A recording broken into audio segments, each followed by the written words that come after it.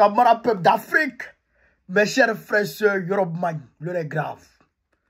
Zelensky dit que lui, il est prêt à discuter avec Poutine, l'Union européenne et les États-Unis.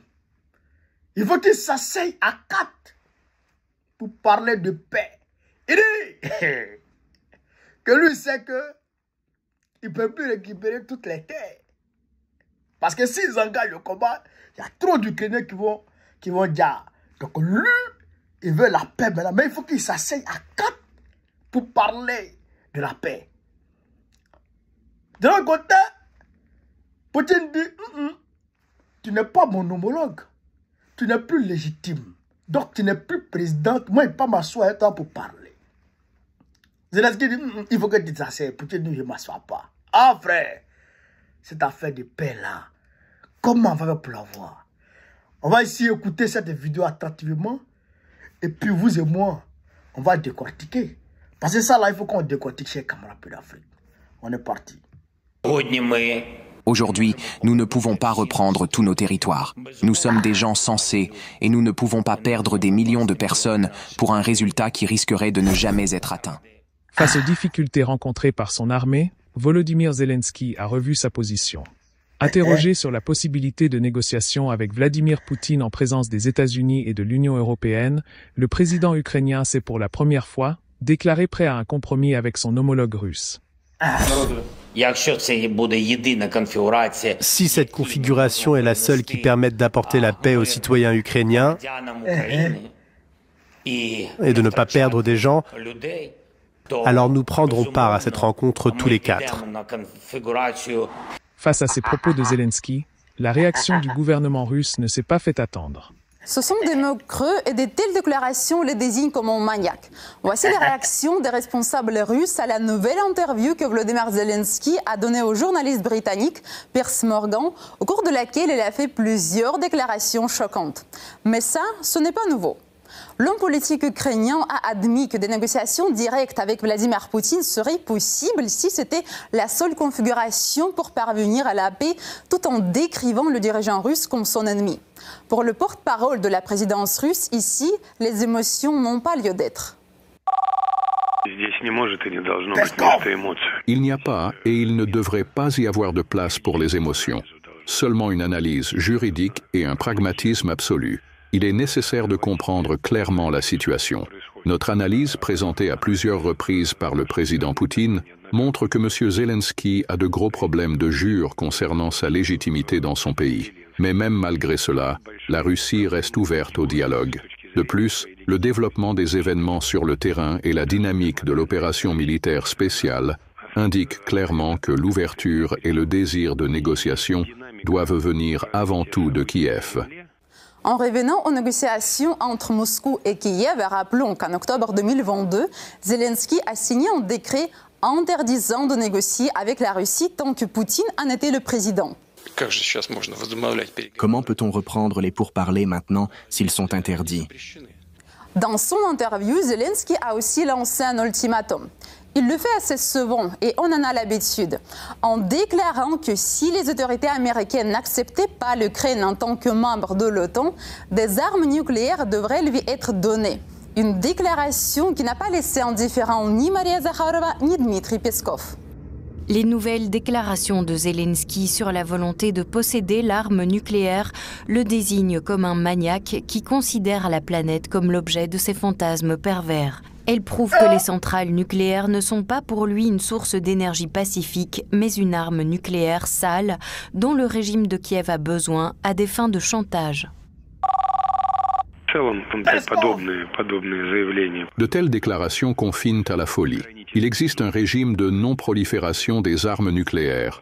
On voudrait croire que malgré le niveau de compétences professionnelles de la génération actuelle des responsables politiques européens, qui laisse beaucoup à désirer, l'Europe est quand même à peu près capable d'évaluer sobrement l'absurdité et le danger potentiel de discuter d'un tel sujet. En mentionnant le refus de la nouvelle administration américaine de voir l'Ukraine au sein de l'OTAN, Zelensky a parlé du discours de Donald Trump du 7 janvier où le républicain reconnaissait que l'administration de Joe Biden avait commis une erreur en admettant la possibilité d'une adhésion de l'Ukraine à l'Alliance. Des propos qui furent salués par Moscou. Et là, pour la première fois, le président Trump, lors de l'un de ses premiers discours, a déclaré en critiquant la position de l'administration de Biden dans la crise ukrainienne, a déclaré explicitement que l'une de ses erreurs principales était d'entraîner l'Ukraine dans l'OTAN et que si Trump avait été président pendant les 4 années précédentes, ça n'aurait jamais eu lieu et le conflit n'aurait jamais commencé. Pour la première fois, j'insiste là-dessus, un dirigeant occidental, pas un quelconque dirigeant occidental, mais le dirigeant américain, c'est-à-dire le dirigeant de l'ensemble du monde occidental, a prononcé ces mots que nous avons en fait salués. Parce que pour la première fois, le problème de l'OTAN a été désigné comme un sujet dont les États-Unis sont prêts à discuter sérieusement. Et ce sont justement les États-Unis, bien évidemment, qui décideront de la position de l'Occident et donc de la position de Kiev. Mais il y a des moments de lucidité dans cette interview. Zelensky a enfin admis la réalité sur les capacités de l'armée ukrainienne. Aujourd'hui, nous ne pouvons pas reprendre tous nos territoires. Nous sommes des gens sensés et nous ne pouvons pas perdre des millions de personnes pour un résultat qui risquerait de ne jamais être atteint.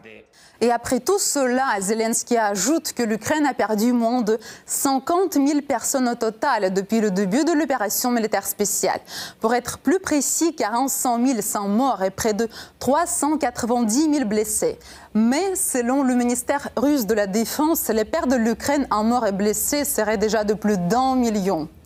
Vu la situation sur le front et les avancées considérables des troupes russes, les chiffres du ministère russe de la Défense semblent beaucoup plus fiables. Zelensky n'a donc pas vraiment été honnête à ce sujet et plusieurs autres, comme nous le voyons depuis quelques temps. En 2022, Volodymyr Zelensky avait interdit par décret toute négociation tant que Vladimir Poutine resterait au pouvoir. Cependant, l'épuisement de ses troupes sur le front et le retour de Donald Trump à la Maison-Blanche, qui presse pour des pourparlers de paix rapides, l'amène à infléchir sa position. Lundi, le président américain a affirmé vouloir obtenir un accord garantissant aux États-Unis l'accès aux minerais ukrainiens en échange de leur soutien militaire et financier à Kiev. Ces ressources naturelles rares... Oh, camarades peuple d'Afrique, c'est grave. C'est grave. Vous avez entendu? Vous avez entendu Zelensky? Vous avez entendu la partie russe à travers son porte-parole, le porte-parole de la présidence, Dmitry Peskov, qui dit en substance que Zelensky n'est pas légitime. Mais malgré tout, il pourrait quand même envoyer des gens pour aller négocier avec Zelensky. Mais Poutine lui-même, il dit il ne va pas. Lui-même dit il ne va pas. Et vous avez écouté beaucoup d'autres choses concernant le nombre d'Ukrainiens tombés. Vous savez, pendant les périodes de conflit, les pertes réelles ne sont pas publiées. Les pertes réelles ne sont pas publiées. Du côté russe comme du côté ukrainien. Non, on ne publie pas les pertes réelles. Mais on peut estimer. Et aujourd'hui, quand on regarde la situation sur le terrain, on est en droit de dire que les 1 million là, c'est acceptable. Mais aujourd'hui, il n'y a plus personne. Les gens là, il y a moins de troupes ukrainiennes sur le terrain aujourd'hui. De moins en moins de troupes ukrainiennes sur le terrain aujourd'hui. Au cas il y a beaucoup qui fuient. Il y a beaucoup et refusent même d'aller au combat. Au début du combat, il y avait de l'engouement, les mobilisations étaient faciles. Mais aujourd'hui, il y a des gens qui sont sur le terrain. Près de combien de jours? Près de 2 ans, ils n'ont pas été relevés. Ils n'ont pas été relevés. Depuis le début du conflit, ils n'ont pas été relevés. Ils ne rentrent pas en famille. Mais quand toi, tu as quitté ta position, qui va venir te remplacer? Il n'y a personne.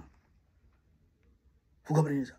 Donc, on est en droit de dire que la version russe là, c'est proche de la vérité quand même. Vous comprenez? Maintenant, de l'autre côté, Trump lui demande des terres en échange des aides. Mais Zelensky a compris que si les terres la finissent, Trump va lui donner aide. Donc, il est mieux dès maintenant d'appeler tout le monde et puis venir parler de paix. Moi, je pense que le gars, il est lucide maintenant. Je pense que cette voie qu'il a prise là, c'est la meilleure. Il n'a qu'à continuer dans ce sens. Ils n'ont qu'à venir parler de paix. Ils n'ont qu'à venir parler de paix. Et puis, ils n'ont qu'à trouver les solutions qu'il faut. Zelensky avait pris une loi s'interdisant et interdisant à tout le monde de discuter avec la Russie. Comme s'il pouvait gagner la guerre. Maintenant qu'il a compris qu'il s'est cogné la tête.